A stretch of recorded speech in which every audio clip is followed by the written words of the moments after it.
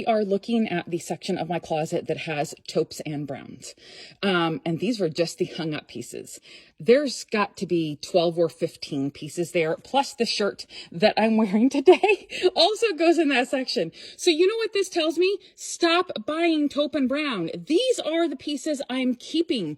I love and wear each and every one of these all the time. So I do not need to buy any more taupe and brown. And then look, all I have are 2 white shirts. That's it. I don't even have a long sleeve white shirt. So I have a white tank top and a white flutter sleeve top. That's it. So I need more white tops. Actually, no, I have a V-neck. I have a V-neck that I wear all the time, but it's folded up or in the laundry. So I only have 3 white shirts.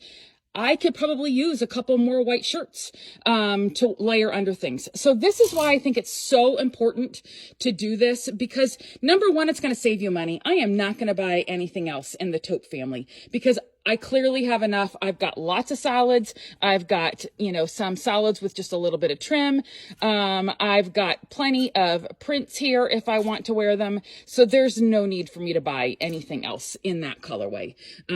But I know I probably could do with a long sleeve white shirt for sure. And honestly, I'd probably like a couple more short sleeve white shirts, which is why I always think, oh, I've got plenty of white. I actually don't. They're all kind of in the taupe family.